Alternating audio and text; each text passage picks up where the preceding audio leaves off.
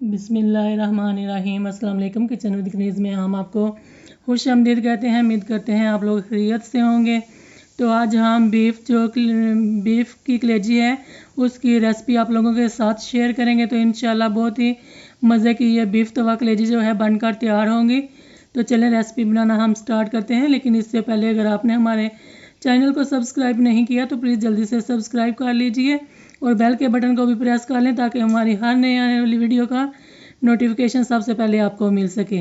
यहाँ पर मैंने चूल्हे पर तवा रख लिया है और हाफ कप जो हमारा घी है हमने इसको तवे पर डाल लिया है और चूल्हे को आपने ऑन कर लेना है। और इसके बाद मैंने 3 जवे लहसुन के लिए थे, इसे मैंने छीलकर ब्रिक ब्रिक टुकड़ों में काट लिया है ताकि जल्दी से ये फ्राई हो सके।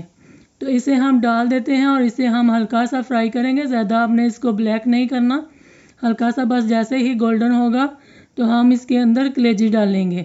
लेकिन देखें इसका कलर माशाल्लाह से आ रहा है, तो हल्का सा ही हमने इसे करना था। अब हम इसके अंदर जो हमारे पास कलेजी है, ये मैंने आधा किलो कलेजी ली थी, इसे मैंने बहुत अच्छे तरीके से साफ़ करके वॉश कर लिया है। और अब हम इसे इसके अंदर तवे के अंदर डाल देते हैं ऊपर, ताकि इसको मैंने लहसुन के साथ डाला है ताकि इसकी स्मेल वगैरह जो है वो लहसुन के साथ हम डालेंगे तो स्मेल जितनी भी होगी कलेजी के अंदर वो सारी ख़त्म हो जाएगी और बहुत ही मज़ेदार जो है बनकर हमारी जो तवा कलेजी है तैयार होगी। तो इसे आपने इसके अंदर अच्छे तरीके से मिक्स कर लेना है।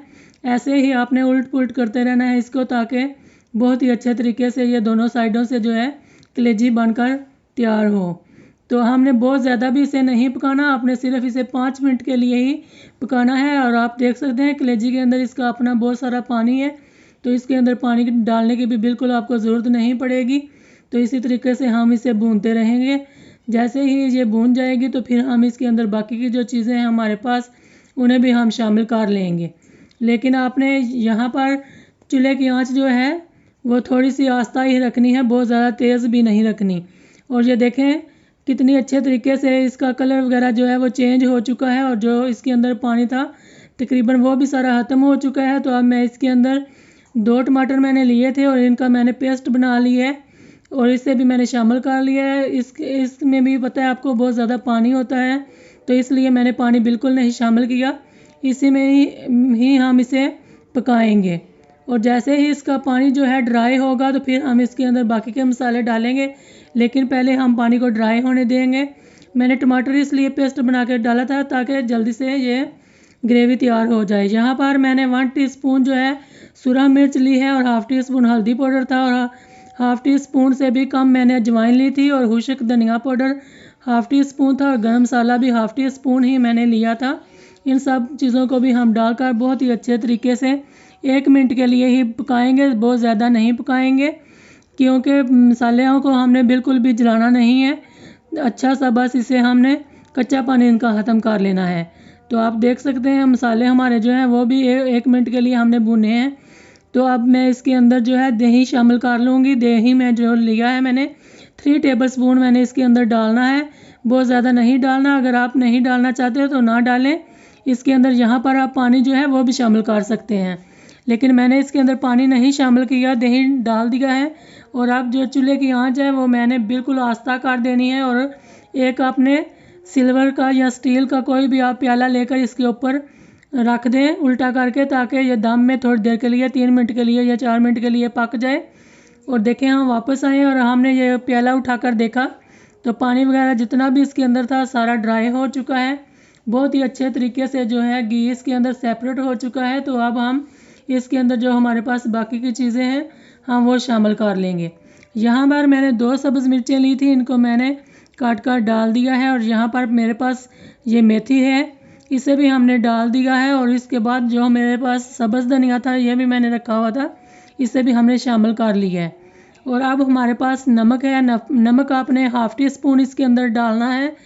तो हाफ़ टीस्पून ही हम इसके अंदर नमक का इस्तेमाल करेंगे, ज़्यादा नहीं डालेंगे। तो इन सब चीज़ों को आपने बहुत ही अच्छे तरीके से मिक्स कर लेना है।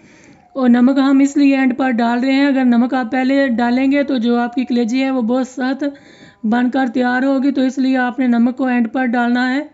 तो मैंने भी एंड पर ही डाला है।